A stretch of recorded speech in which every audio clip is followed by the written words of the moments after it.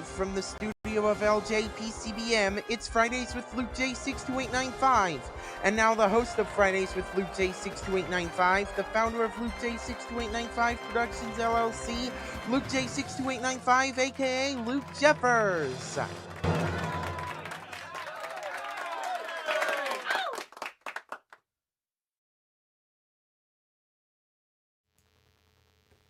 Thank you, DC Comics Band 2004. Hello, people. This is LukeJ speaking. Welcome to a brand new episode of Fridays with LukeJ62895. And I think Billy is not going to be with us today. And Remix and Josh is not in the chat with us today. However, oh, he's in the chat. Okay, never mind. I'm back. By the way, where's Billy again? He's not here. He was supposed to be here on this episode. Yeah, he's not here with us. So, yeah, sorry, Josh. So, I think it'll be just you and me for this episode. So that way I can be more focused on this episode. So that will be more easier for while I'm doing this live stream. So, yeah, just to let you know.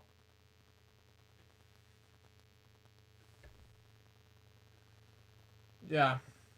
Yeah, I thought I heard somebody, but okay.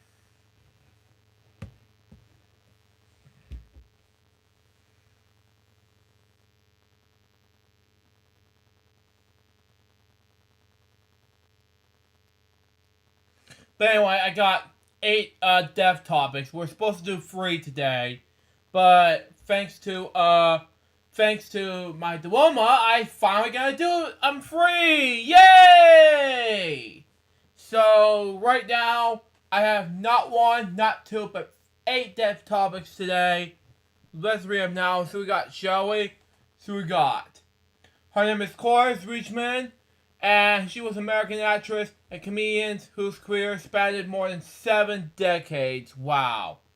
She won many accolades, including 8 Primetime Emmy Awards for 22 nominations, making her the most nominated and, along with Julia Louis-Dreyfus, most awarded actresses in Emmy history, okay? In the next episode, join the cold call and short mode. Oh my god. Yeah, I know. Yeah, we'll see what happens, Josh, but we'll see. She won an Academy Award, British Academy Film Award, a Golden Globe Award, a Daytime Emmy Award. Born and raised in Denver, in Iowa, Richmond attended Northwestern University and began appearing in local plays as a teenager. After completing the 1946 Miss American pageant, she preserved the scholarships to study under Ella Kaysen, okay? At the studio in New York City, making her professional debut in 1948. In film, she appeared in Peter Baggingwick's The Last Picture Show in 1971 as a J. Wyver Clovis school teacher in the 1950s. She won the Academy Award for Best Supporting Actress and the BAFTA awards for Best Actress in a Supporting Role and for her performance, okay? And the film is widely considered to be one of the greatest of all time. Initially, she was part of the Mel Brooks initial cast, appearing in roles such as Friar Butcher in Young Frankenstein in 1984, and Mammy Fragri in the History of the World Part 1 1981. Richmond won the additional Emmys for the television film A Brand New Life in 1983, the variety sketch show Cher in 1985, the ABC serial The Woman Who Wrote Miracle in 1983, and also Happy Birthday to Alex Paris. Oh, yeah. Yeah, if you watch this, Alex, happy birthday to him. Alex, so yeah, I just want to let you know. If you watch this, Alex, it's for you. And Mammy Fragni, and okay, never mind. Okay, never mind. And there's television shows Promised Land 1998 and Malcolm in the Middle 2001 and 2006. And the other nominated film and television credits include The Twilight Zone 1961 and 2003, Butch Cassidy and the Sports Science Kid in 1969, WSA 1970, Yesterday 1981, the English language of the dub of this Schools Going Cast in the Sky 1988, Spanish 2004, Miss Harris in 2005, Raising Hope 2010-2014. Richmond released her biography in 2009 and continued to add in on-show roles. She was born April 30th, 1926 in Des Moines, Iowa. The eldest of three daughters. Her parents were Cloris Nee Wallace and Barclay Cormans Buck Richmond. Her father worked at the very-owned Richmond Lumber Company. Middle sister, Barbara Carey, was an actress and singer. Her younger sister, Mary, was not in show business. Okay? Their marriage with grandmother was in Barbara decent. She attended Theodore Roosevelt High School, and as a teenager, Leshman appeared in plays such as by you on the weekends at Drake University Des Moines. Today's also now Xavier's birthday. Oh. I forgot to wish him a happy birthday. Ugh. Oh well, happy birthday to him, but anyway. After graduating from high school, she enrolled at Northwestern University in School of Education. At Northwestern, she became a member of Grammy Pi Beta and was a classmate of future comedy actors Paul Lynde and Charlotte Roy. Okay. She became appearing on television and films shortly after competing in Miss America 1946 as Miss Illinois. Early career. After winning a scholarship in Miss America pageant, placing in the top 16, Leachman studied acting at their education in the acting studio at the studio in New York City. She appeared at being cast as a replacement for the role of Nellie Forbeck Bush, something like that, during the virtual run of Rogers and Hamilton's South Pacific. A few years later, she appeared in Broadway Bond production of William and comeback Little Sheba, but left the show before it reached Broadway when Katharine Hepburn asked her to co-star in the production of William Shakespeare As You Like It. By the way, she's an actress. She died recently, and that's why I was going to read to the audience about this. That's why. Leachman was shaded by the role of Abigail Williams in the original Broadway cast of Arthur Miller's semi-drama, The Quadruple. The productions played four previous performances in the Playhouse Theater in Wilmington, Delaware, from January 15th to 17th, 1953, before the opening on Broadway on January 22nd. However, Leachman left the production that day before opening night in Wilmington. With Madeline Sherwood as appearing in the role, Leachman's name was heavily publicized prior to the production opening, as her name should still appear in the promoted program. The song appeared in the box office in Wilmington, nothing to change. By the way, I already read it, okay. Leachman appeared in many live television broadcasts in the 1950s, including such programs as Suspense and Studio One. She also briefly held the role as one mother Lassie's second mother, Master Timmy, John Provras, something like that, until she was replaced late in her only season with the cast of June Lockhart.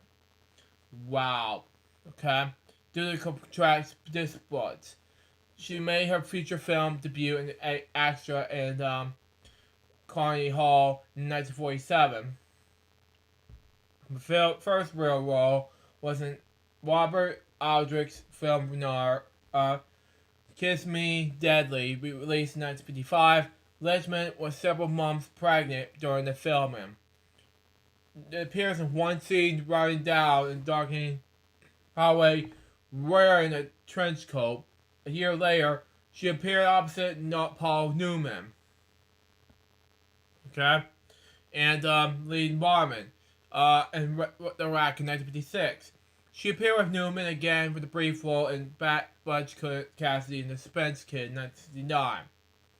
She continued to work mainly on television, with appearances in Rawhide and The Twilight Zone, an episode It's a Good Life, as well as a sequel It's Still a Good Life in the 2002-2003 European series revival.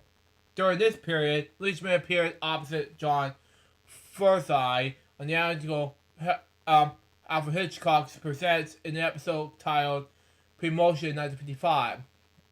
She reappeared as Ruth Martin, Timmy Martin's adoptive mother, in the last half hour of season 4, 1957 of Lassie.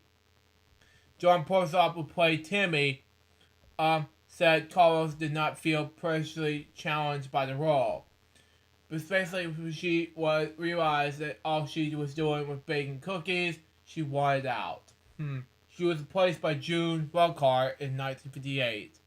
That same year, she appeared in an episode of One Step Beyond, titled The Dark Room, in which she portrayed an American photographer living in Paris in 1960. Speaking of deaths, we also lost. We gotta play. I'll talk about him next week, but yeah, that will depend on me, but we'll see. But anyway, she portrayed an American photographer living in Paris. In 1960, she played Miriam Parker, the woman of Genesis' role, character Emily Morris in Checkmate episode The Mask in Vegas. In 1966, she guest starred in Perry Mason's as Gloria Shine in Case of Kathy Kidnapper. In late 1970, Lynchman starred in one episode of That Girl as Dog owns her sister Sandy. Later career in The Last Picture Show, 1971, based on a best-selling book by Larry McGurphy, way you pronounce it. Lynchman played Ruth Popper, that school's gym teacher's necrotic wife, whom Tiffany Bottom's character has this affair. The part where originally offered to Ellen Burstyn, okay? Wow. Okay. But Burstyn wanted another role in the film. Director Peter Bogdanovich correctly advised during production that Lakeman would win an Oscar for his performance. She won Best Supporting Actress. Wow. Richmond played Phyllis Lynn Storm on Mary Tyler Moore's show. Lynn Storm was a recurring character on the program for 5 years, and was subsequently featured in the spin-off series Phyllis from 1975 to 1977, which Leachman won the Golden Globe Award. The series ran for 2 seasons. In 1977, she guest starred in The Muppet Show, Season 2, Episode 24. In 1978, she won the Sarah Simmons Award for her work in Chicago Theater. In 1987, she also VHS released a boring Schoolhouse Rock. Stupid idea. And portrayed the evil witch dressed up for Disney's Ken Tales production of Hansel and Gretel. Wow. In 1986, she returned to television replacing Charlotte Ray's character Anna Garnett as the Dean Mother of Facts and Life. Richmond's role as Edison's sister, Beverly Ann Stickle, could not stay with the run series. It was canceled 2 years later. God. She was a voice actor in numerous animated films, including My Little Pony the Movie, Witch by as Evil Witch Mother from the Volcano of the Gloom, and by the way, nice going for the 1986 movie, but 2017 movie's awesome. Good enough. A Troll in Central Park as Queen Gorna, the Iron Giant, Gen 13, and most nominated voices kind of like Sky Pirate Dora, and highest Monsters 1986 feature, Cast in the Sky, dubbed by Disney in 1998. Leachman's performance in this film received numerous unofficial praise. Wow. Leachman played a barely agreed so Canadian Grandma Ida in the Fox sitcom Malcolm in the Middle, from which she won an Emmy Award for Outstanding Guest Actress in the comedy series in 2006. She was nominated for Best Playing that character for 6 consecutive years. Later television credits include the Lifetime television miniseries. Oh my god, shit. Okay. I'll straighten the uploads real quick. Okay. Miniseries Beach Girls with Rob Real and Julia Albright. Leishman was nominated for the SAG Award for a role in the wine soak of former jazz singer and grandmother Ellen in the Sony feature Spanglish opposite Adam Sandler and T. Lottie. She replaced Anne Barcroft in the role. The film reunited her with the Mary Tyler Moore Show writer, producer, and director James L. Brooks. That same year, she appeared with Sandler again in a remake of The Longest Yard. She also appeared in the Kurt Russell's comedy Sky High and as a school nurse in the X-ray division. And same year, 2005, she guest starred as Charlie Harper's neighbor Norma in the episode Mammy and Her Special Friend of Two and a Half Men. 2006, Richmond performance alongside Sir Ben Kingsley and Annette Bening in the HBO special Miss Harris earned her an Emmy nomination for Outstanding Supporting Actress in the main series or TV movie, as well as a SWAG Award nomination for Outstanding Performance of a Female Actor in the television movie or miniseries. On May 14, 2006, she was awarded an honorary Diamond of Fine Arts from Drake University. And in 2008, hold on, let me just read this real quick. Okay, I'll see what's going on, but okay, never mind. Richmond was a contestant on the 7th season of Dancing with the Stars, paired with Corky Ballas. The oldest of the professionals and father of the 2-time champion Mark Ballas. Wow. Leishman was the oldest person to complete in the show to date. She placed 7th in the competition, and in 2009, Leishman played alongside Jack Black in the special episode of season 5 of The Office, where the two actors appeared as love interest in the official movie titled Miss Albert Hannah. Also in that same year, she appeared with the American Buddy Beer comedy film Beer Fest as Great Gam Wolfhouse. 2010-2014, she starred as Mama, the Madrid family of Racing Hope, for which she was nominated for the Emmy Award for Outstanding Guest Actress in the comedy series. Richmond was one of recorded straight 8 primetime 1 daytime Emmy awards. Wow. Speaking of Remix Mom, I haven't heard of him in a while. Well, Remix is gonna step out for this episode, sadly. So there you go.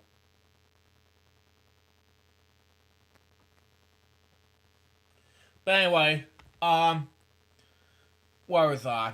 Oh yes, in addition to having been nominated more than 20 times, according to her role in the Mary Tyler Moore Show, Richmond played the role of Mama in the film I Can Only Imagine 2018, which is about the story behind the song of the same name by Mercy Me. While her final roles to play of part of Zori Nana, Old Gods, was presented the Evening Star in the season 2 2019 of the Showtime series American Gods. Work with Mel Brooks.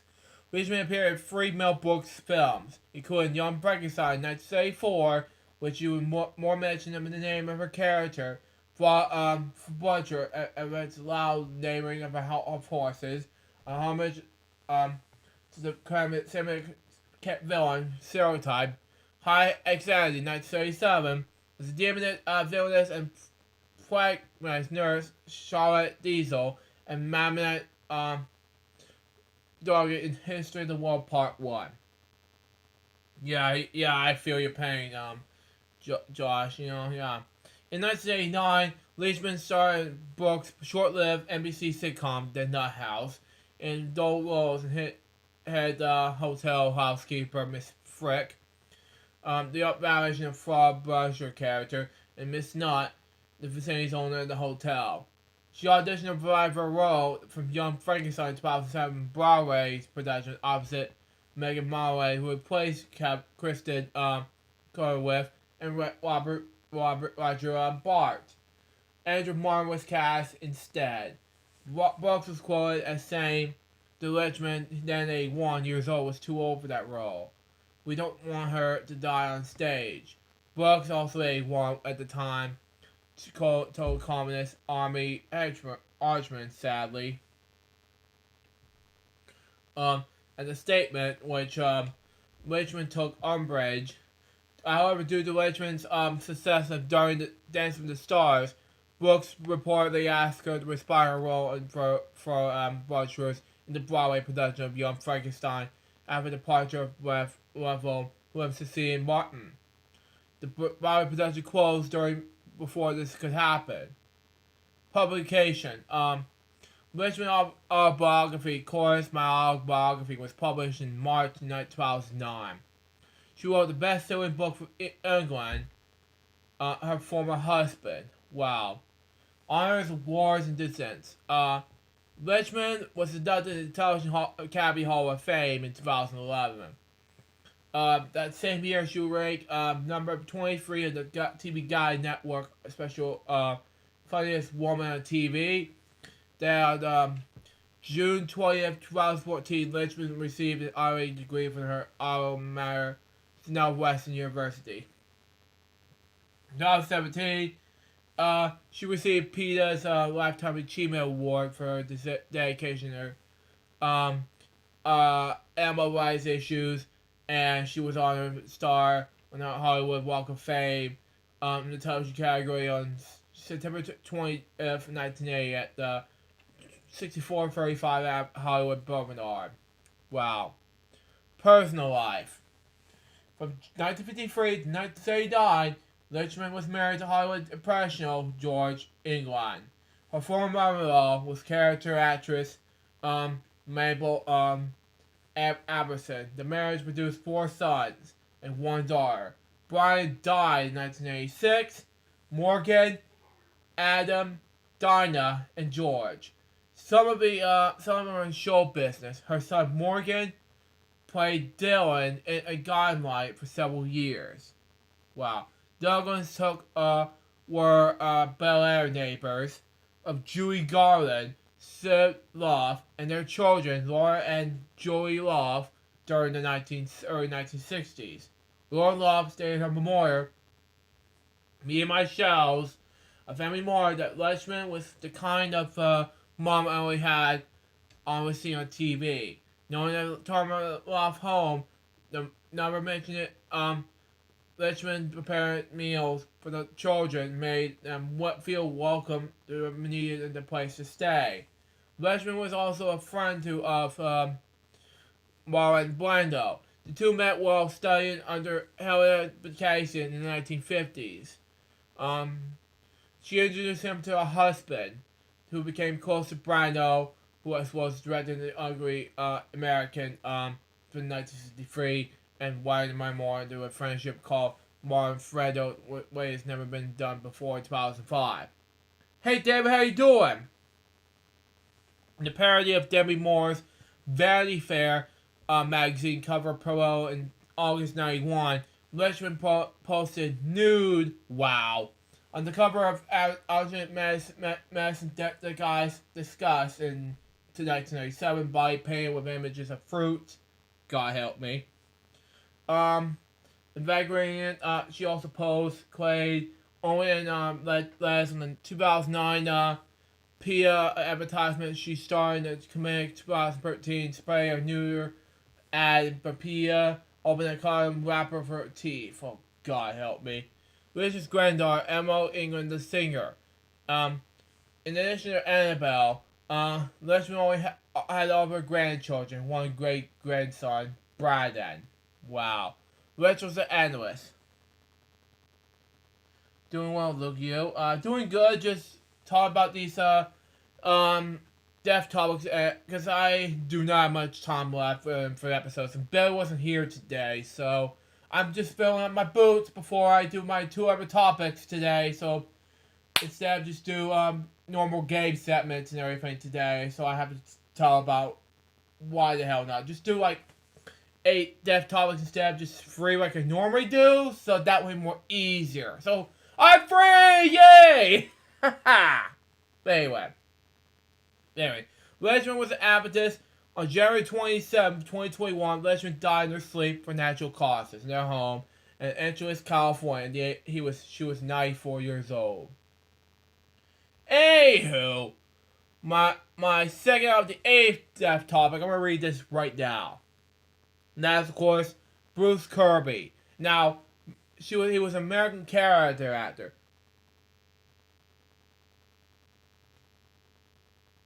Now, David, I know it's hard, but have you already birthday to both your dad in the time of the stream? Well, it's in the bottom right now. You see that? I don't forget to say happy birthday out to my dad. Well, it's in the bottom right hand corner saying P.S.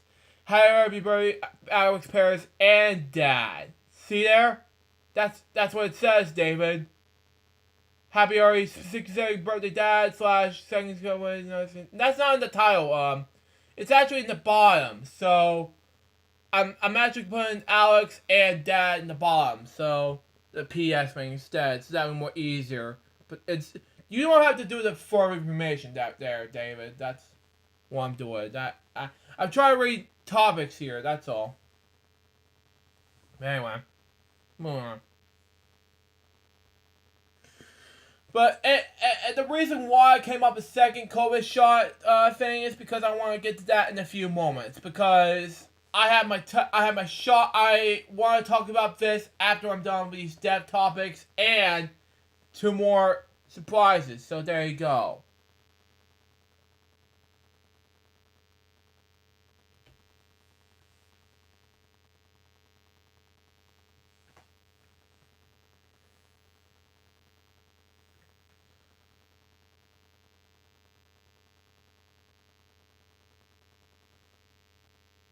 Yeah, I agree with their DC Comics Pen 2004. Yeah, we're going to do 8 dev topics. We're supposed to do 3, but Billy's not here. I have to do the 3, but I was going to do 3, but I can't. But hooray, we're free. And after that, we're going to have a topic and some game segments. Speaking of games, Manager Ruffle. I don't have Ruffle at the time, but I have to get the Ruffle at next week's episode. I want to get to Cool Math Games today, as well as 1 other game segment, which I'll do today. So there you go, Josh. So there you go. But anyway, move on. Anyway, Bruce Kirby. She started his television career in the 1950s with appearances in Goodyear Television Playhouse. During the 1960s, he appeared on I Dream of Jeannie, The Nurses, The Defenders, Car 54, Who Are You, in 9 episodes, Hog is Here in 3 episodes, and Patty Duke's Show, among others. Understandable. Just a reminder, I'm glad this shot went well today, Luke.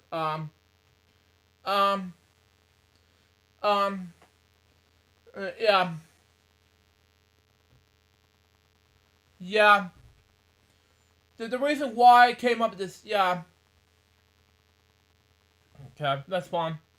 The reason why I came up with this thing is because I just, yeah, I came up with these, yeah, that's fine. I just came up with these topics any time now, but that's just me. I understand stuff like Josh, but okay, that's fine.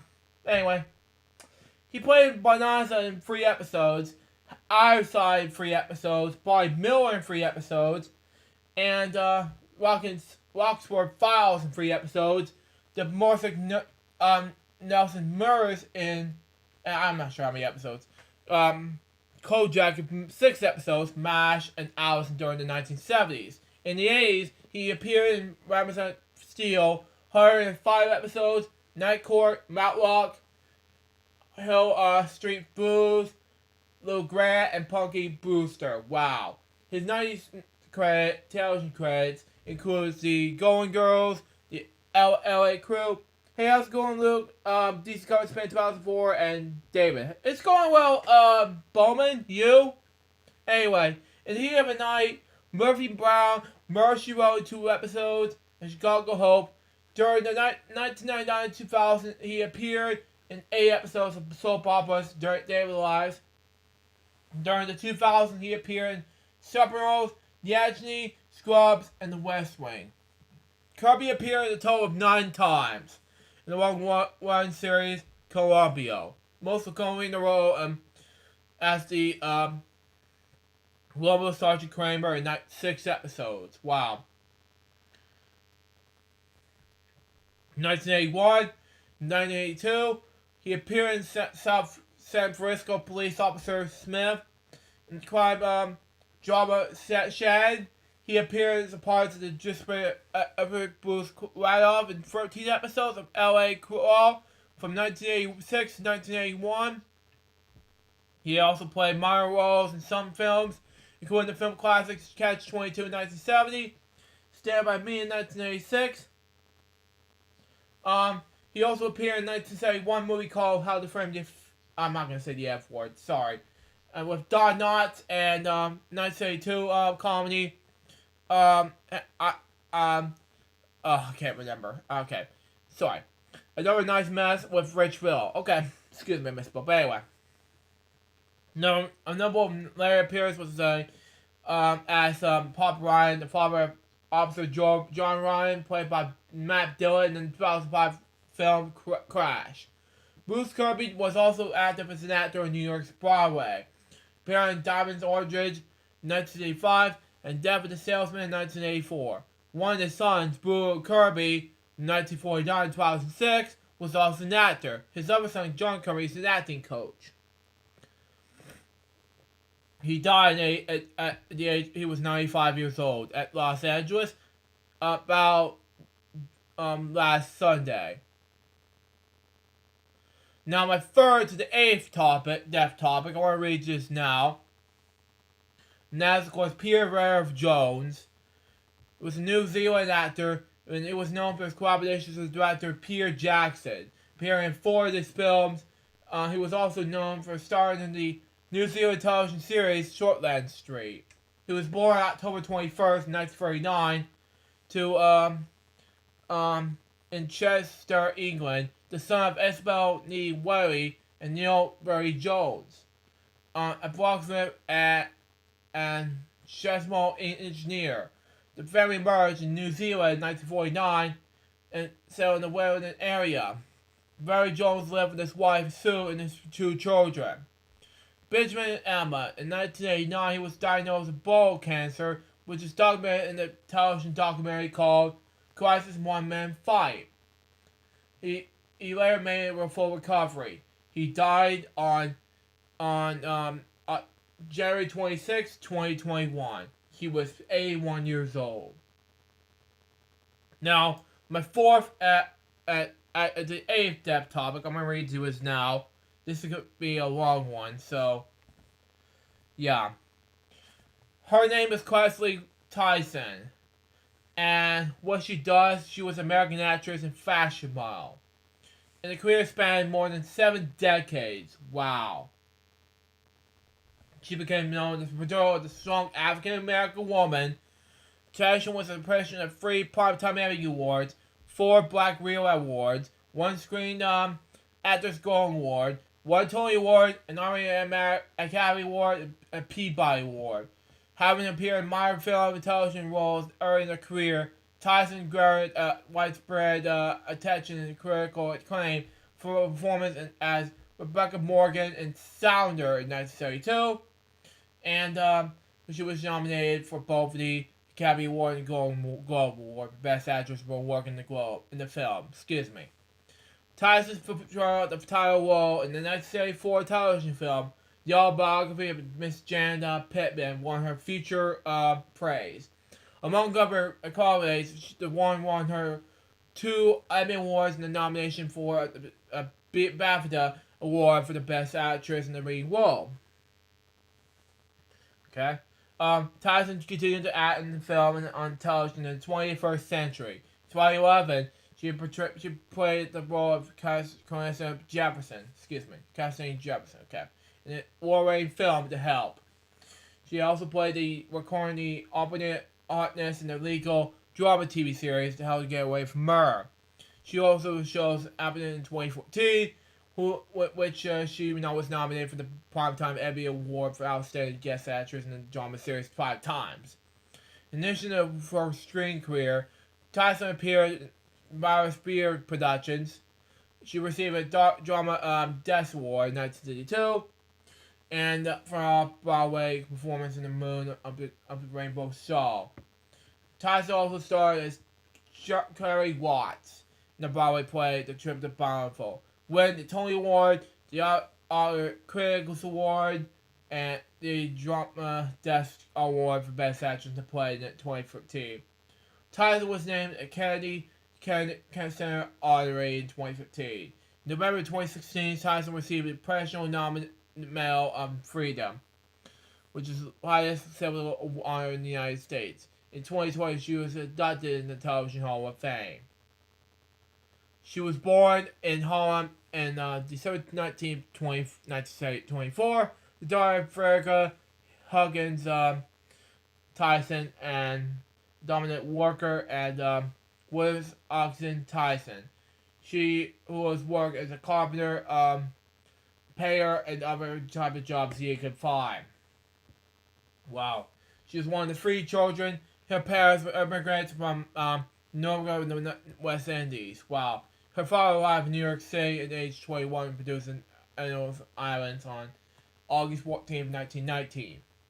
Tyson grew up in a rigorous atmosphere. She sang in the choir and attended prayer meetings in the Episcopal Church in East Harlem.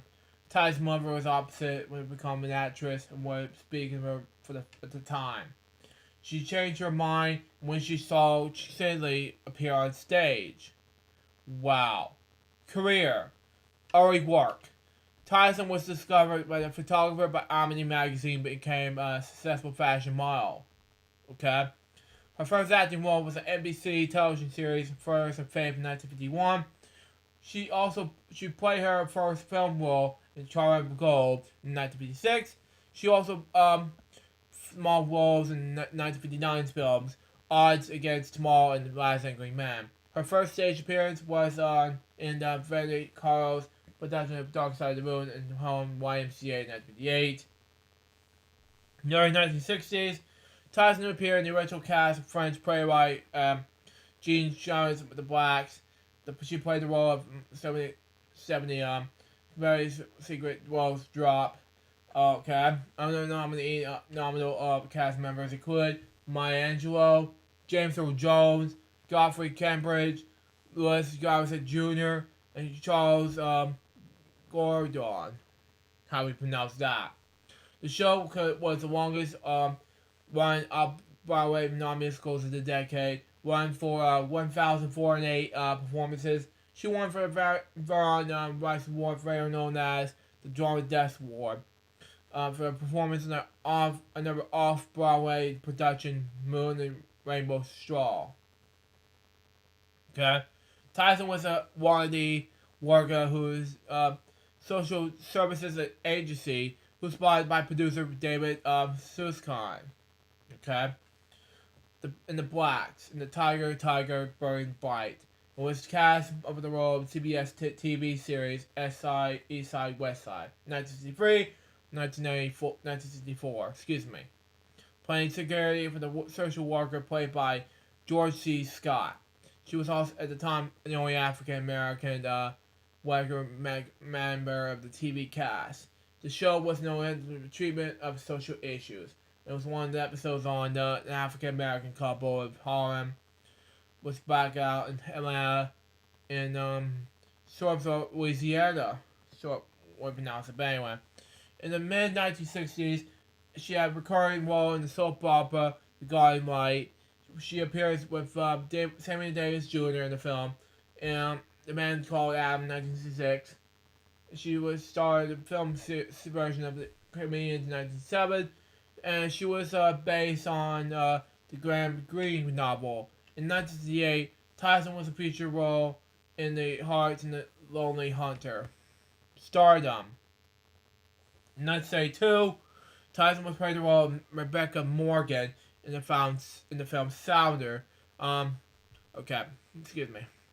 She was nominated for both the Academy Award and Golden Globe Award for Best Actress in her Morgan Sounder. She also won the NSFC Best Actress and NBR Best Actress Awards. Okay. In 1974, Tyson played the title role in the television film The Autobiography of Miss Jane Pittman. The Tyson's portrayal of the century black woman's life for slavery or told death before the civil rights movement won her the Primetime Emmy Award for Outstanding Lead Actress miniseries over the movie, and then Emmy Award for Actress of the Year special. Tyson was also nominated for BATFA, FTA, someone that I don't know how to pronounce it, award for Best Actress in the lead role for work in the television film. Tyson's television roles include being on the 1977 miniseries Roots, for which she was nominated for a Primetime Emmy Award for Outstanding Supporting Actress. Miniseries of a movie, Cora Stock King, in the 1978 miniseries King, for which she was nominated for a Primetime Emmy Award for Outstanding Lead Actress. Miniseries of a movie, Margaret Collins' 1981 television film, The Margaret Collins Story, which she would receive an NAACP Image Award for Outstanding Actress in the television movie miniseries and dramatic special. It was nominated for a Primetime Emmy Award for Outstanding Lead Actress miniseries in a movie. Mario, 1986 television film, Spartan, the Mitch Snyder story. Excuse me. Which received an NAACP Image Award for Outstanding Actress in a television movie miniseries and dramatic special. Later career. In 1989, Tyson appeared in the television miniseries The Woman That Bleeds Her Place. And in 1991, Tyson appeared for Fried Green Tomatoes as Spipsy. In 94-95 television series Sweet Justice, Tyson portrayed a civil rights activist and attorney named Carrie Grace Bow. A character she was shaped reportedly closely was known as Washington, D.C. Civil rights criminal defense lawyer W. Johnson Roundtree. However, notable film roles include the dramas Hula in 1997, During the Blind Mad Black Woman 2005, and the television films Always Living Celebrity Will Tells All 94, for which she received her first Emmy Award, and The Lessons Behind Before Died in 1999. 2005, Tyson co-starring Because of Winn-Dixie. Wow, love that movie.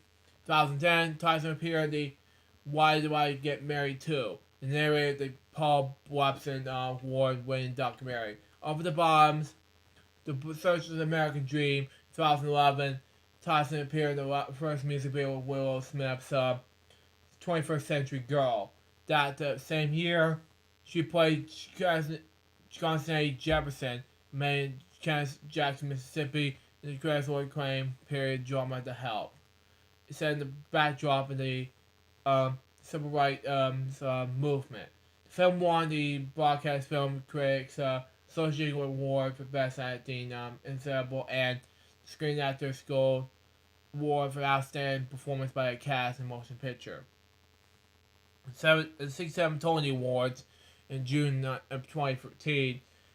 Tyson won the Tony Award for Best Actress in the Play for performance with Miss Clary Watts in The Trip of the Blindfold. Wow. Upon winning, the 88-year-old actress became the oldest recipient of the Best Actress Tony Award. She also won the Drama Desk Award for Outstanding Actress in the Play. She in the Irish Critics Circle's Award for Outstanding Actress in the Play for the role. In 2013, she Tolson played a supporting role in the horror film The Holland in Connecticut 2, Ghosts in Georgia. Wow, love that movie. Bits and pieces. But we'll see. Want to see her in that movie. But anyway. Get in 2014. Tyson guest starred How Do I Get Away From Her as Obvious Harkness. Another main character, Hanley's killing Viola Davis for this role. She was nominated for the Primetime Emmy Award for Outstanding Guest Actress in the Drama Series in 2015, 2017, 2018, 2019, and 2020. In 2020, she was a popular movie, Fall for Grace, featured on Netflix. Ty's memoir, Just As I Am, was published on January 26, 2021, 2 days before her death. In addition to her Screen Actors Gold Awards, or Tony Awards, or Emmy Awards, or Black Wheel Awards, Tyson received other honors. Tyson received honorary degrees from Charlotte University, Columbia University, Harvard University, and Morehouse House College. Wow, an all-male historical black college. Wow. In 1977,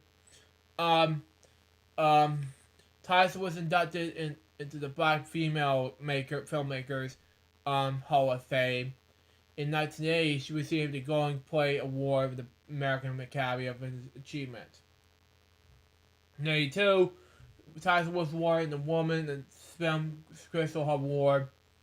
The award is given out to outstanding women who, throughout does an exclusive work, okay, have helped to expand the role of women within the entertainment industry.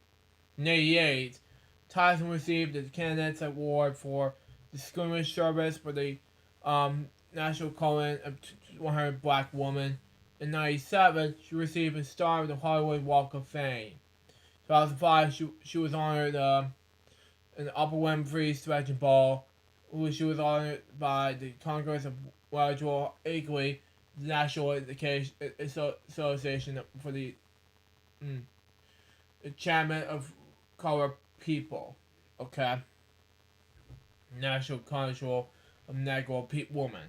The Clary Tyson School of Performing Fine Arts and Management School of East Orange, New Jersey was named after her in 2009. Tyson was awarded NAACP's 2010 National Medal, was for the combination with the entertainment industry, her model career, and her support of civil rights. She was also received for Kennedy Honors in 2015, and she was awarded for the United States' highest civil honors, the Presidential Medal of Freedom by President Barack Obama in November 2016. Wow. In September of 2018, the Academy of Motion Picture Arts and Sciences announced that Tyson will receive an honorary Academy honorary award. In November 18, 2018, Tyson became the first African American woman to receive an honorary Oscar. In 2018, Tyson was inducted in the American Theater Hall of Fame, and she was chosen by the inducted in the Television Academy Hall of Fame in 2020. Man, personal life. She was Barrow's daughter when she was 17 years old. At age 18, Tyson married Kenneth Franklin on December 27, 1942, and according to her divorce decree, her husband bears her after less than 18 months of marriage. The marriage was formally dissolved in 1956. She began dating jazz trumpeter Miles Davis in the 1960s when it was in the process of divorcing dancer Francis Davis. Davis also used a fellow of Tyson for a 1967 album. Hey Remix, glad to see you here. How you doing? But anyway, 1967 album Sorcerer. Davis told the press in 1967 that he intended to marry Tyson in March 1968 and after the divorce was finalized. But he married singer Betty Davis that September. Oh, God. Tyson and Davis began their relationship in 1978. They were married on November 26, 1981. Wow. In the ceremony conducted by Atlanta Mayor Andrew Young in the home of actor Bill Cosby. Wow. Their marriage was terminated due to Davis's temper and infirmity. Davis credited Tyson with saving his life, with helping him overcome his cocaine addiction. They reside in Mobile, California, in New York City, until she filed for divorce in 1988. Their divorce was finalized in 1989, 2 years before Davis died in 1991. Tyson was godmother to the singer of Lady Covars, having been friends with his mother, as well as Denzel Washington's daughter, Daya, can't pronounce it, Tyler Perry's son, Amen. Who's, oh, I thought it was Lenny of Moorhead, something like that, for some reason, but okay. Tyson was an honorary member of the Delta Sigma Typhi sorority. She was a vegetarian. She died, yesterday. She was 96 years old. Now we're gonna move on to the fifth, the eighth, of the topics I have to read from. Her name is Kathleen Ann Gooden. She was an American science fiction writer. Several of the books have been nominated for the Nominal Award. Her debut novel, Queen City Jazz, is the New York Times Novel Book of the Year. Her novel in War Times was chosen by the American Library Association. The best science fiction novel for a 2008 reading list. In July 2008, in War Times, won the John W. Campbell Memorial Award for Best Science Fiction Novel. Her novel, The Shared Dream, was released in July 2011 by Tor Brooks. She was born in Cincinnati, Ohio, the setting of her first novel at the age of 8, moving to Hawaii. The setting of her second novel was while her father worked in the Navy for 2 years. In her last years, she divided her time between the Smoky Mountains in Tennessee and Florida Keys with her husband Joseph Mancy, when she married in 1937. And I have this as we speak. Wow. And I wanted to click on this, but we're going to get to that ASAP, but that's just me. She earned a degree in English literature and philosophy from Virginia Technical Institute, and following graduation received an association module national teaching scolations with Miss Saturday would pronounce it Mastery Institute in Washington D.C. She then opened a Mastery school in Knoxville. Wow. Following later moved to Hawaii, she became a full-time writer. She was a professional of the practice of creative writing and science fiction at the Georgia Institute of Technology, which I'm a technician of. Wow. Good is the best known. Yeah, thank you, Obama, for giving a like. Going was the best known for novels that gave snapshots taken at different times in the world. Who nano and biotechnologies, Binon, produced deep changes in humans and their habitat. So we're doing the showdown Luckiest Wheel. Either 3-player or 4-player game that'll be announced soon. So exciting! Okay. She explored themes as culture and social changes and catchphrases.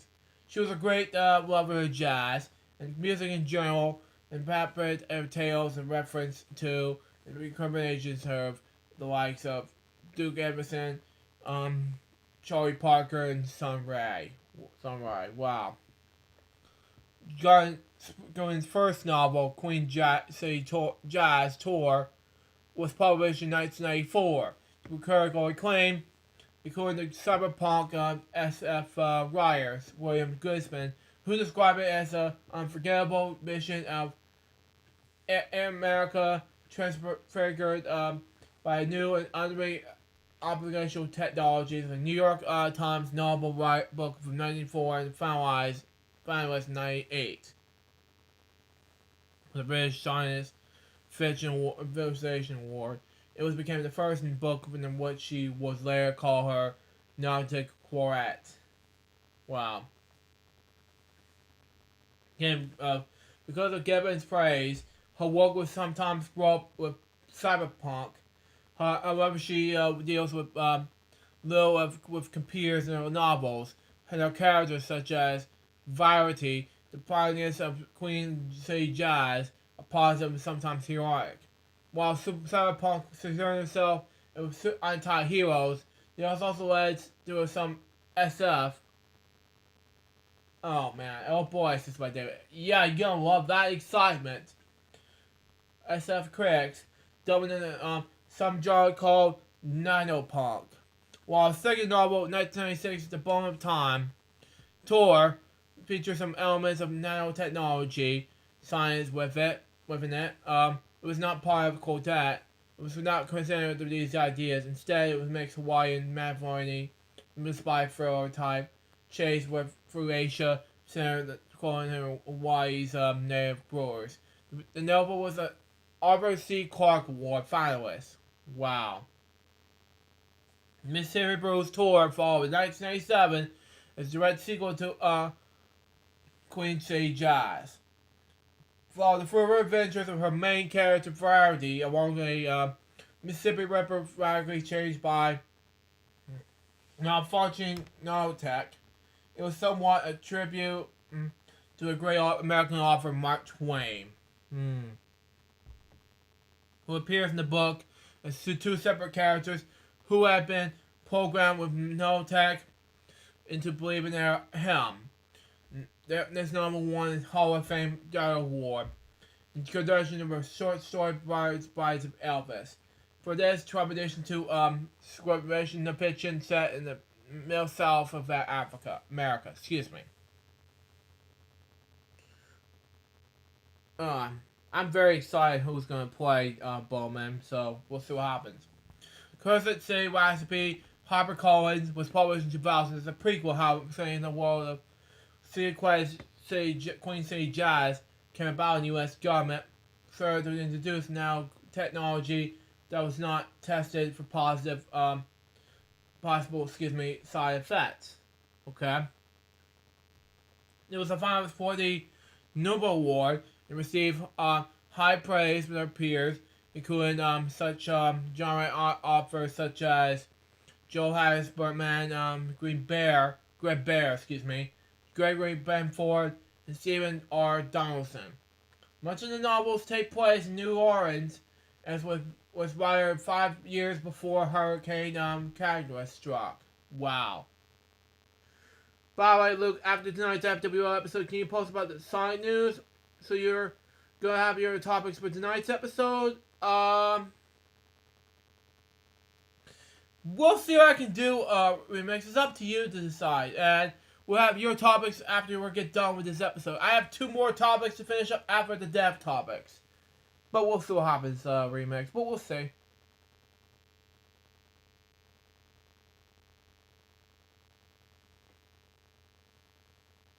But anyway, much of the novels take place in New Orleans, as were written by me. Okay, White Music, published in 2002, HarperCollins, includes the Nanotech Quartet. Okay, this novel looks at further evaluation and harmony under the influence of Bionan. It ties it with the alien presence and barely responsible for El Silencio, the great radio sirens of Cursed City Recipe, the play of the wave nanotech takeover. Okay. Light Music received a starred review and book list. It was also reviewed in the book New York Times once more. Other science fiction authors spoke highly on her work, including Kim Stanley Robinson, David Brin, and again, William Gibson. Okay? In War Times, published in 2007, Tour, and was said in World War II, this novel represents a major Okay, I just have to get back in that. But anyway. Oh, and DC Comics fans had to chat around. But anyway. Um, the novel represents a major departure from her, non-tech novels, mixing elements of historical fiction with an alternate history. Back once by the way, Henry Mix is a long time since we met. And he missed about, yeah, long, but anyway. Anyway, subgenre science fiction. Um, there's no mention of nanotech in the book, but it does deal with other technology, both real and virtual, throughout the novel. In war times, it's shared secret technologies used during the war, and exposures what might have happened if some of those have suppressed eminent tech and created the last piece of instead of Cold War. Wow. Authorize you to post cartoon news in our Discord server under news, topics, and etc. Okay, that's fine. I just want to make sure. That's all. Once I get done with that, and then I got other things to do, because I just got done with the party, and I got a box video to do coming up next after this. So that's fine. I want to make sure.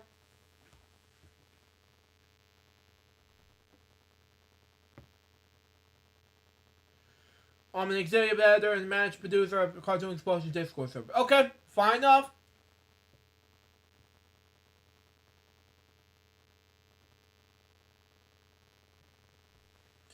Anywho,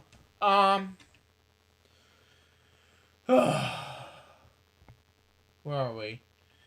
Without using a special term, Junin clearly considers the capsid milliverse first published by American poster and biologist William James in 1895, and now serious fairly with implicits. Okay. Looking forward to the unboxing video. Yeah, I'm looking forward to it as well, because I got packages along the way. Are the editors and the news topics in our service? Yeah, I agree with you right there, Remix. Big time. The novel was chosen by the American Library Association and Best Science Fiction Novel for the 2008 reading list. It also was the winner of the 2008 John W. Campbell Memorial Award. Goodens nominated Creatures of Wings appeared in 2010 Anthology Marriage Infinity. Edited by Jonathan Swire.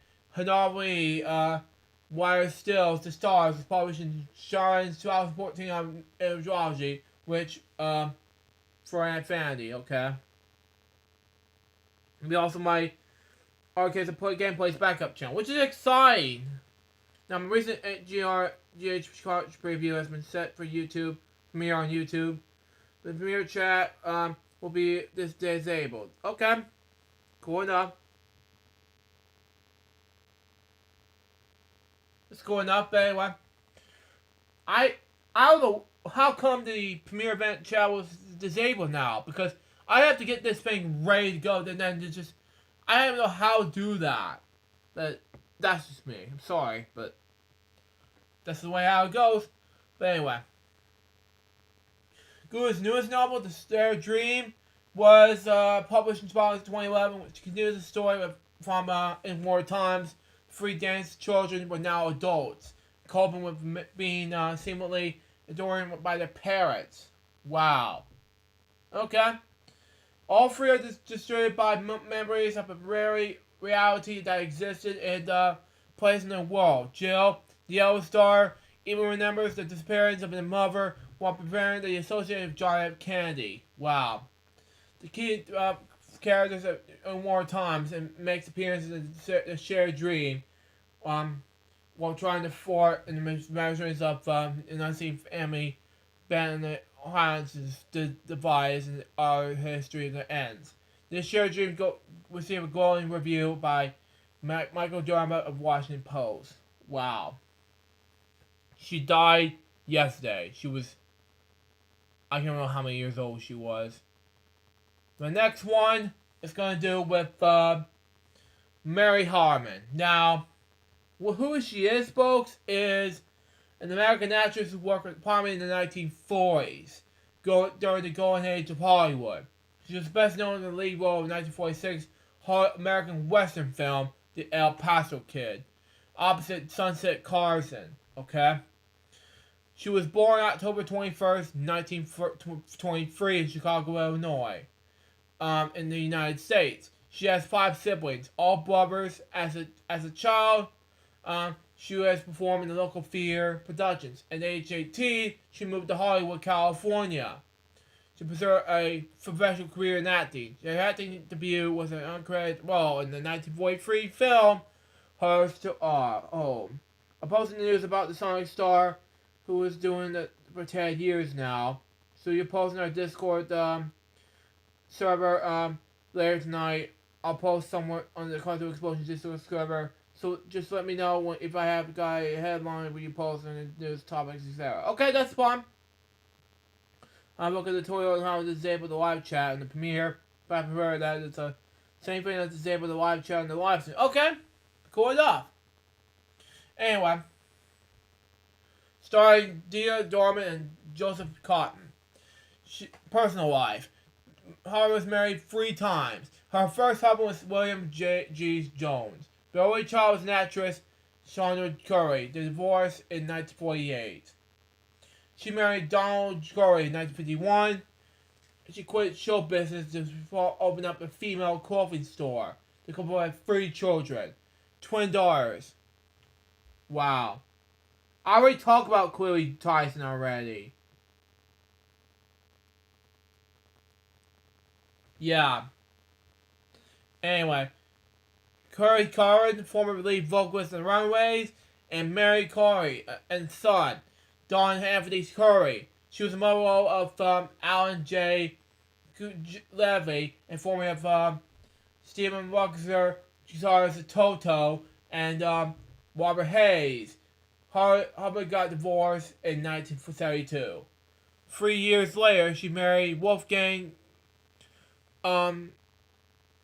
Globovic, way to pronounce this word, who died June 9th, 2010. At the age she was 95 years old. She died in Los Angeles on January 25th, 2021, of natural causes. She was 97 years old. My 7th one has to do with Juliet Mars.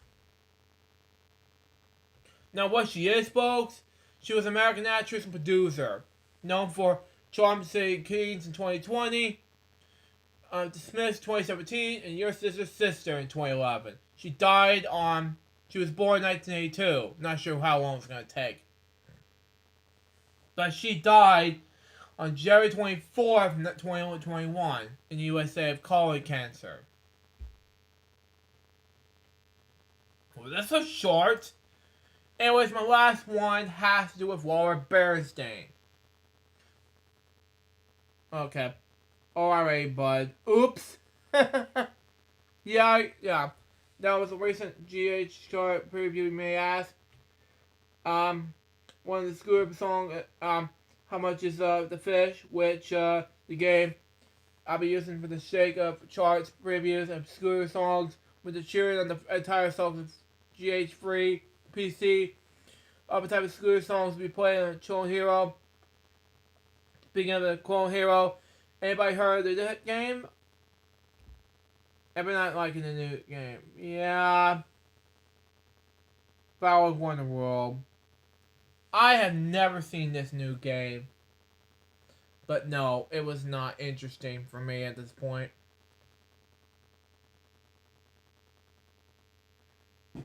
But anyway.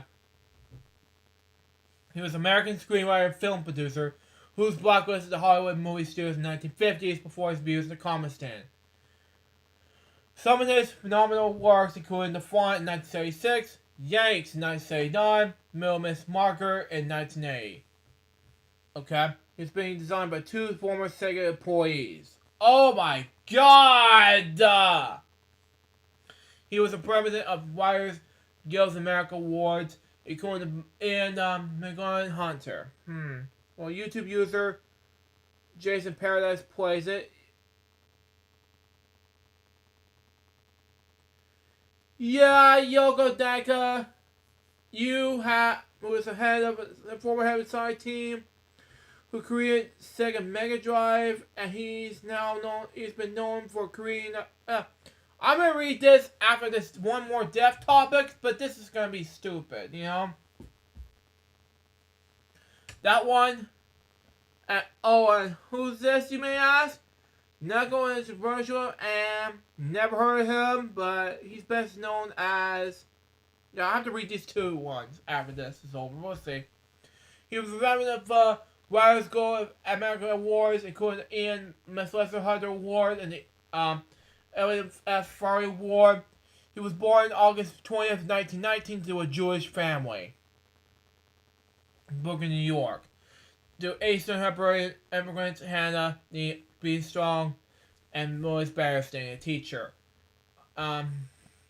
He studied at the Amos High School in Flagler, Barkland. After graduating high school, he went to study a 6-month advanced language course in the University of Greenboro, with Pennsylvania, where he lived in a French family who were immigrants of his father. It was here that he was exposed first to communist ideas. Wow. Muhammad is a character designer and creator of the song.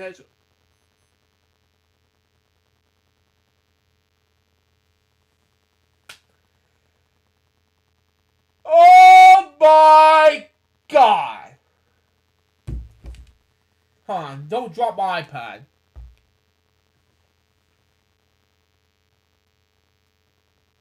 And who's Naka?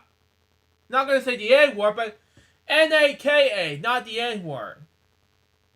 Naka programmed Sonic the Hedgehog video games for Sega Genesis. The first one in Sonic the Knuckles. And what's his last name he programmed?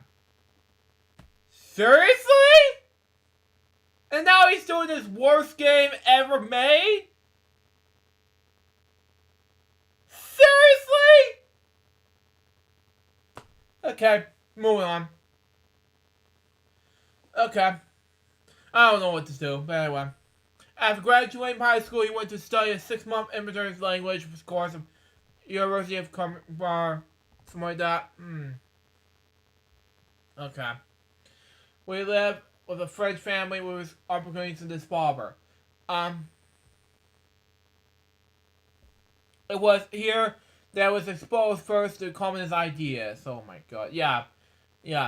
He returned back to the United States and attended Dartmouth College, where he was getting the first wide job as a film reviewer at the campus newspaper, where he was joined the Young Communist League. He graduated from Dartmouth in 1940. In February 1941, Barristain was drafted in the U.S. Army, eventually attending the rank of sergeant. He spent most of World War II as a correspondent in the staff army newspaper Yank, filling dispatches for Iran, Palestine, Egypt, North Africa, and Yugoslavia, way to pronounce it. But anyway, he wrote most experience in Palestine in the article titled War in Palestine, way to pronounce it. Excuse me. Barry wrote a number of articles and stories and experience in the army, many of which originally appeared in the New Yorker. It was collected by Keep Your Head Down, his first book, and published in 1945. His career began when he first came to Hollywood in 1947 under a 10-week contract with writer, producer, director Robert Caution and Columbia Pictures, which working on credited for all the King's Men. Wow. Okay. Oh, man. And then after that, he worked for producer Howard Hatch, which resulted in the first screen credit shared with Ben Milo for the adoption of a Gerald Butler novel, the film Kiss the Blood Up My Hands in 1948 for Universal. Now I'm not gonna get any more topics until the end of this episode. Okay, that's fine. He suddenly returned to New York, where he continued to write for the New Yorker and other magazines, and eventually found his work as a script writer in every days in live television. Blacklist in 1950. And Sonic and Knuckles? Okay, that game was even good, but And that Balan Wonderworld game, it was awful. Anyway, okay. Now, I'm gonna get to that in just a few moments. But anyway,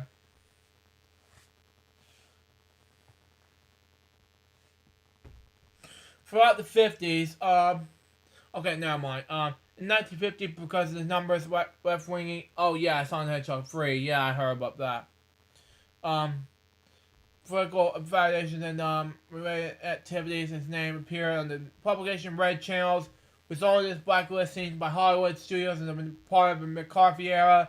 Acted against officials with communist violations throughout the 50s. However, he managed to continue writing for television, both under phenomenons and both through the use of frauds, not blacklisted initials would permit their names to appear on this work.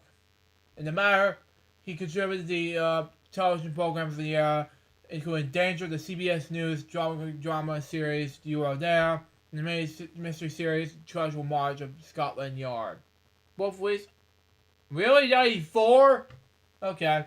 And it's been incorrectly stated that in some cases that sources that better say blacklisting source we saw from my friendly terminology given the HUAC in 1951, but in fact it was not supported by the community in the late 50s and never actually testified.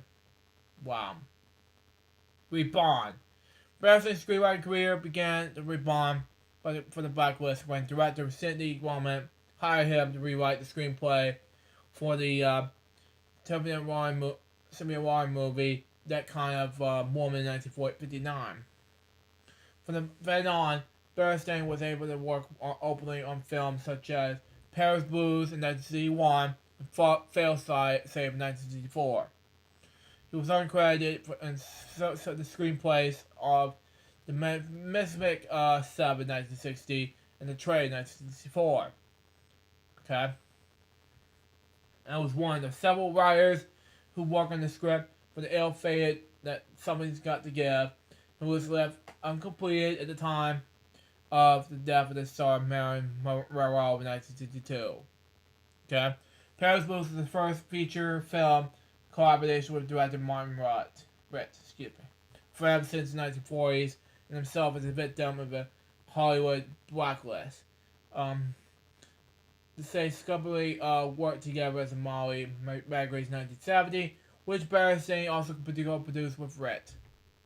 And Cold Front in 1936. The latter film is a drama about the restaurant cashier, played by Woody Allen, with no real talent and potential commissions, who was hired as a front for blacklisted television writers during the 1950s. He earned Bernstein as an Academy Award nomination for Best Original Screenplay and the RWGA Award for Best Drama Written for Directory for Screen. Bernstein made a cameo appearance in Allen's film A Hall in 1977. Bernstein was nominated for the WGA for Best Comedy Adapted for the number Medium for Semi Tough in 1977, and for the BAFTA Award for the Best Screenplay for Yanks in 1979. He stepped beyond the camera as director as his only feature film, Little Miss Marker in 1980, a remake of a 1934 movie based on the Damon Ronan story of the same name. Wow. He also directed 1/7 made TV movie Woman Man 2 in Love You There Are No Rules in 1991. His teaching career began when Bernstein served until his death in 2021. In addition to being a instructor and screenwriting visas advisor at New York University's Tisch School of Arts in the Department of Dramatic Writing. Bernstein also served as a visiting screenwriter instructor of Columbia University Schools of Arts in the 1990s. His book, Inside Out, A Memoir of the Blacklist, was published in 1996, and his memoirs recount joining the Young Communist League at the Delmar College in 1947, and the Communist Party itself in the year after he left the U.S. Army. Come in. I'm going to get pizza. I'll be right back, Okay. alright? Sorry about that. That was small. Okay. Personal life. Bernstein was married 4 times. With the first 3 marriages with Mara Spellman, Barbara Lane, and Judith Barr. Okay. Ended up with divorces. He married Rachel Agent George Gomez in 1988. He had 2 children with his first wife, Margaret Spellman, George Bernstein, and Peter Spellman. And 3 children with his first wife, Judith Barr, Nicholas Bernstein, Andrew Bernstein, and Jake Bernstein. He died of pneumonia on last Saturday. He was 101 years old. Other awards. In 1994, he received the Ian McLaren under Memorial Award for Lifetime Achievement in Writing from the Writers Guild of America East. 2008, the WGAE presented the Not Bernstein the F. Berkeley Award for giving the recognition of collaborations that they have brought honor and destiny for writers everywhere. Now we're going to have a moment of silence for 8 people now.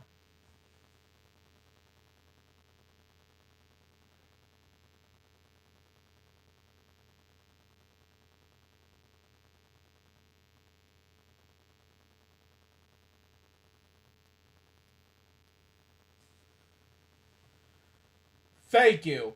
Now before I begin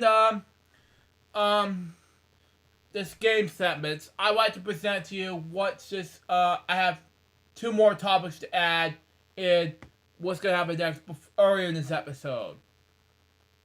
Now, what just happened recently is that I got 1 topic to talk about on birthdays, and the other one has to do with what's just happened today for me. So let's get started, okay? My first one had to do with 2 birthday-related stuff. One was Alex Paris, and the other one is a friend of mine named, one is my dad. Excuse me, I misspelled. But anyway, Alex Paris' birthday is tomorrow, and he'll be turning 25 on that day. So, and I'm just gonna say this right now. My dad, my friend Alex Paris is gonna be huge. It's gonna be a huge phenomenon when it comes to birthdays like this tomorrow, and I have big plans coming away tomorrow on the premiere event of my the birthday special for Alex Paris and my dad, which by the way his birthday is Monday. So for all of us here at the LJP SPM Club, happy birthday to Alex Paris and my dad, ladies and gentlemen. So, and my last topic for today, I gotta have to talk about this. And it has to do with COVID shots. And most recently, folks, I just recently had a COVID shot today. You know why? Because it's unfortunate enough because I just recently got a COVID shot today. I just feel like it, and it just feel like I've gotta get some sleep tomorrow instead of today, like I most of it today, and that way I can feel tired for the next 12 hours. And hell, I can do this in any way. So yeah. However, the both of them says by David St. Dennis. Yeah, it could be. Yeah, I'll tell my dad thank you for you, David. Yeah, and yeah, and yeah. Anyway, as I saw my shot, it was amazing. I was like amazed when I saw this from Mr. Adam Buss. He was a pulmonologist to make the shot happen. My first shot happened 3 weeks ago, and 3 weeks later, I just finally got my shot. So, my second one, and it was all over with. I do not need a mask for 1 or 2 weeks. So, that was a good thing. And that way, more easier, I can feel social distancing, and I can feel like having to go around the pond and go there again and feel like that. So yeah, I just feel happy again and feel like that. So yeah, I just want to do it anyway. But anyway, I just want to clear something to you right now before we get to the game segment. I recently want to thank you all for what's happened during my COVID shots and being brave during this difficult time during COVID-19.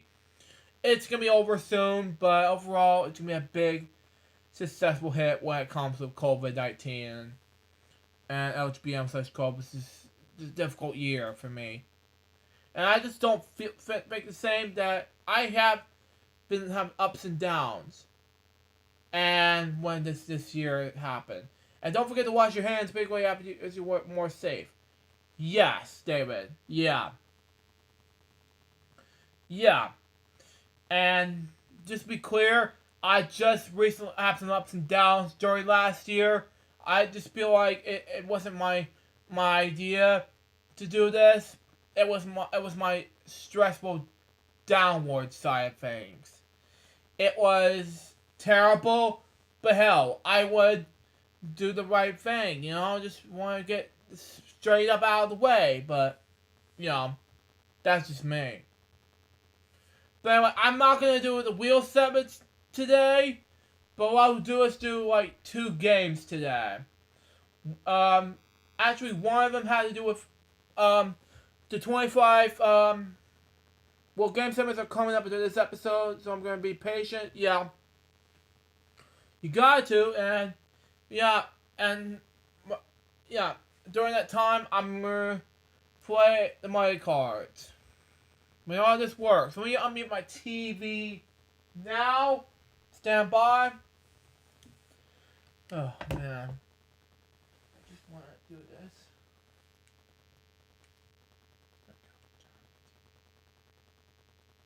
Okay. We know how the rules go. So, I don't want to explain it anymore on my, say, shows going on. So, let's get this out of the way. What's going on? I mute the volume again? Okay, never mind. Let's just open the cards. And it's a... What? Change the card to an ace. Lower. $2,000 lower.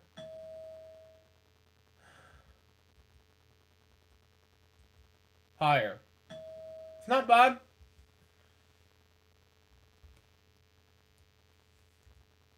Another 6. Great!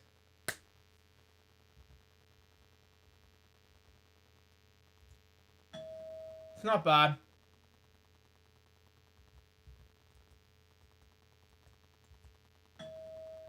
Okay. Oh, man. What should we do with this? I'm not gonna change the cards, so let's pick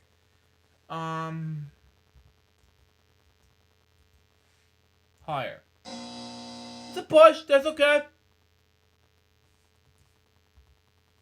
Oh man. I don't wanna care.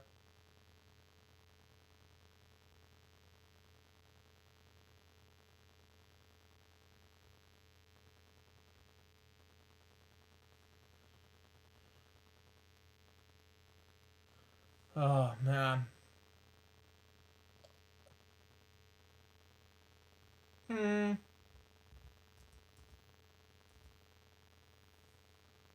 Lower. It's not bad. $45,000.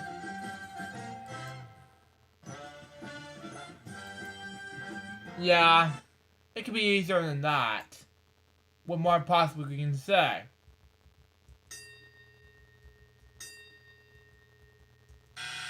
Ah.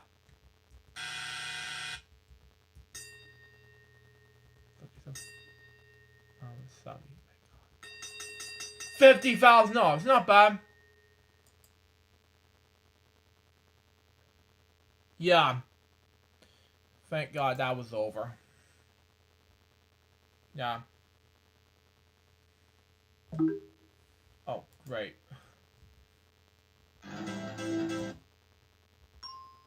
She was great for that one.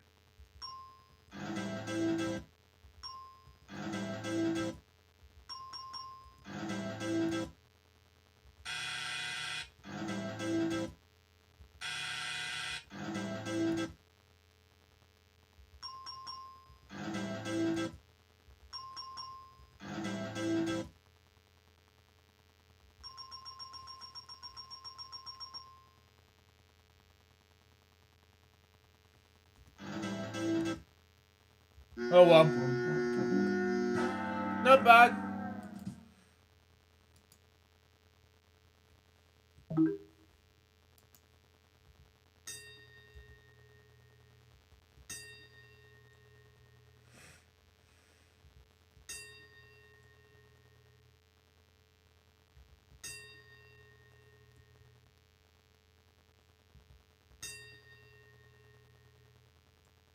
Next one is 9.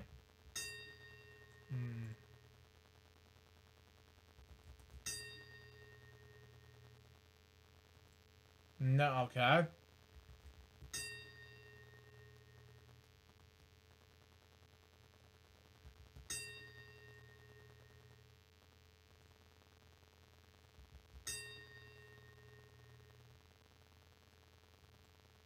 Last chance. Okay, that's better. 75,000. Do one more game step, and that is, of course, coolmathgames.com stuff. And then we'll do the notes bag. We're gonna wrap things up. But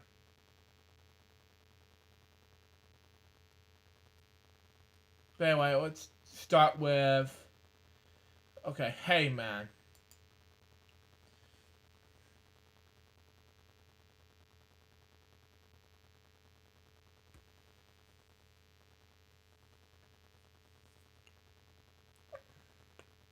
Was gonna do games, but it didn't work.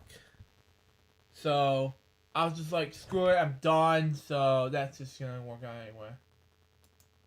Really?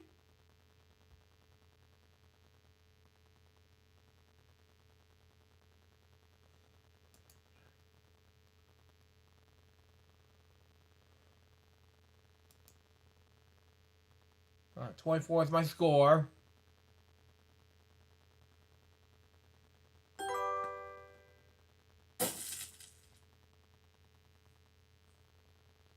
E. A.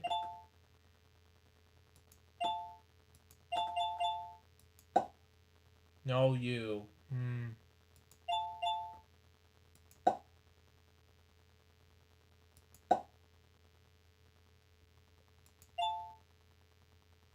Okay.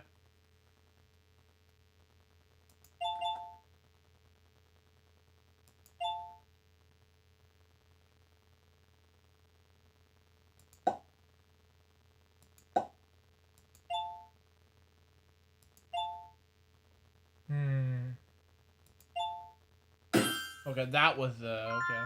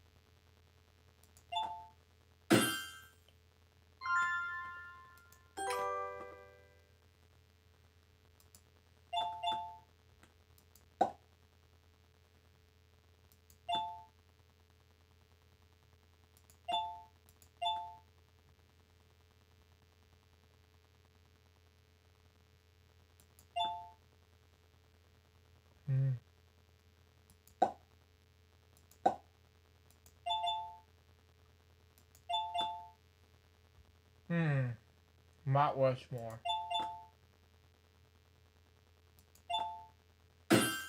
Wow.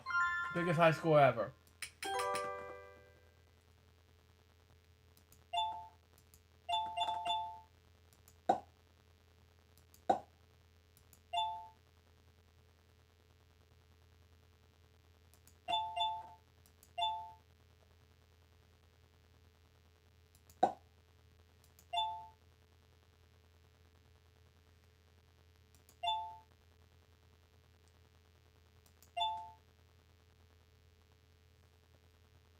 Hmm.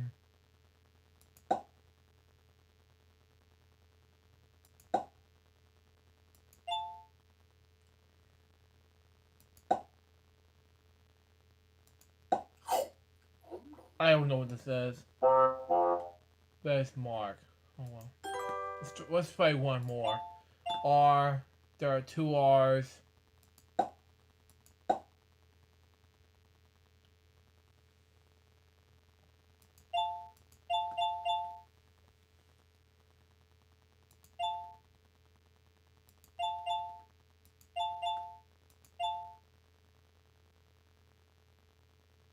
I know what this is now.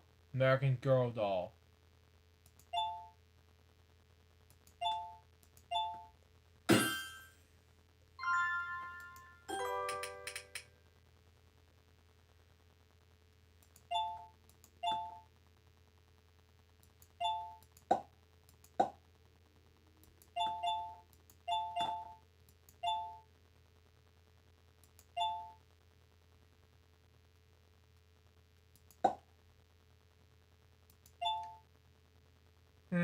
Something like it's coming up. Valentine's Day.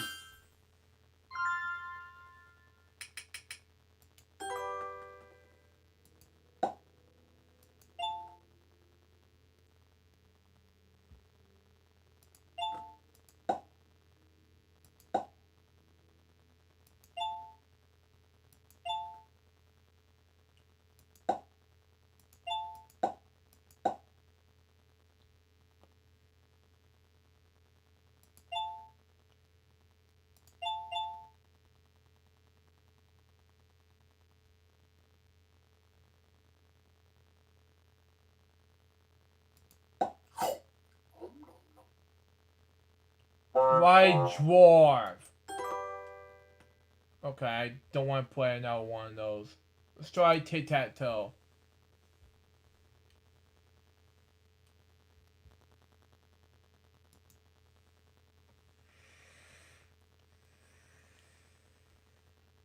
I was gonna do one more, but oh well.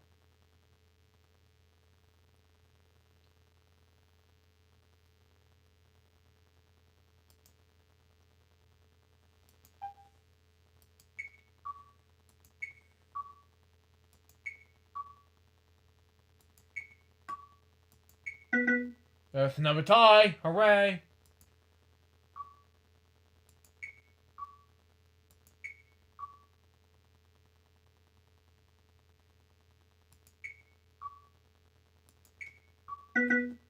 Hooray!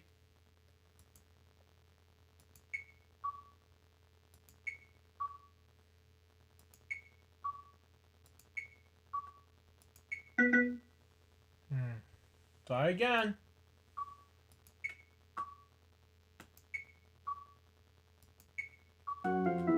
Wow. I can't believe you. Okay, one more time. If it's a win, then... Okay. Makes no sense to me.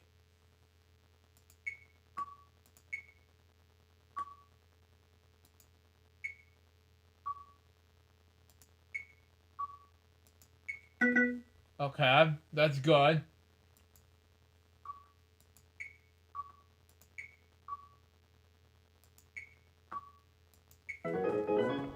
In your face. Anyway, I got the... Oh, man. Got some notes around here, and we are I'm joining the call when it's time for which is not time yet. But anyway, got some notes to read, and all you have to do now is complete the other things. I was gonna do the vlogs episode today, but they just thought I wanted to push it back till tomorrow, so another time. So that's just me. Well, we got an unboxed video. Then we got Application 94 version of Money Cards, episodes 10 through 15. So that way more easier for me to just focus on that. Then we got the Crazy Bunches Web Show episodes 34 and 16 through 18. And Weekend Celebration episode 71. And Application 94 version of Money Cards seasons episodes okay, hold on. Let me fix this real quick because I'm getting distracted by this. Hang on. 16, 18. Okay, this is going nowhere. I'm gonna fix this right now. 19. 30. Okay. 19th February of Application 94 versus the Money Cards is there. It's after that. For the 31st. Then February 1st, we got Bonnie and Friends Vlogs episode 151 for 153. Then we got 154 to 160 of BNF Vlogs. Now on February 3rd, we got We Wednesdays episodes 18 through 19. And BNF Vlogs episode number 161 to 162. Then February 4th, 2021, we got Ripley's Believe It or Not episode 134 to 136. And the Elgin Sex Corp's 14th anniversary documentary taping and editing.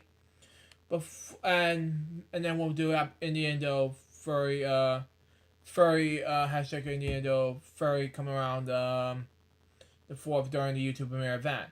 And we'll be back for a brand new episode coming away the 5th, which is episode 300. And yeah, can't wait. It's coming the first day of the February. So be on the lookout for the Application 94 versus Money Cards. Be on the lookout for that. So anyway, and we'll be back February 5th for a new episode of Fridays with LukeJ62895. And Josh, take it away.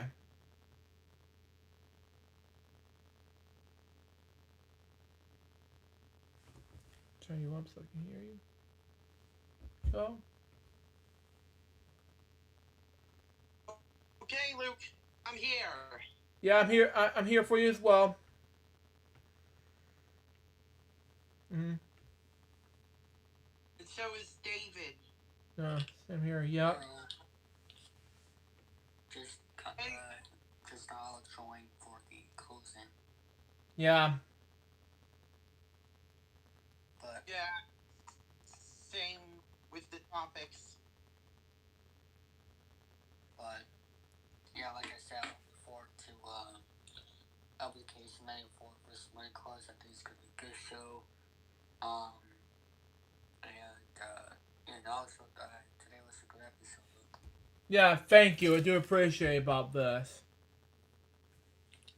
So are we ready to read the show or?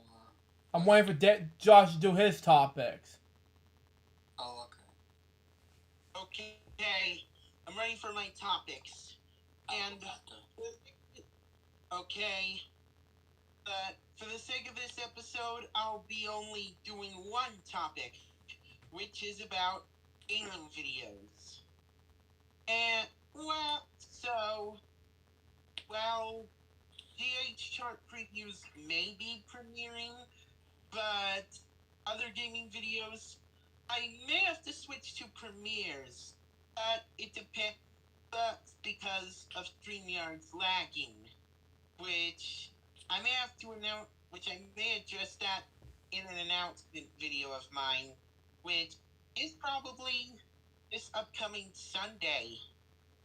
And also I'll be doing this, and also I'll be doing game show runs of playing games. I'll be doing runs of me playing game show games, like Wheel of Fortune, which the first one, I will be doing Wheel of Fortune 2 for the PC. And that's the only topic for the sake of this episode. Thank you, Josh. And anyways, guys, that wraps up this episode. Hope you enjoy it. Stay tuned for the next one. It's gonna be. I was gonna have update Thomas here, but instead I will have episode which we'll be seeing next week on some exciting news regarding to what's gonna happen next. Till next time, so Joseph, goodbye, peace out, baby. Good episodes, guys, very soon. Till then, Jump out. See ya. Bye. Bye.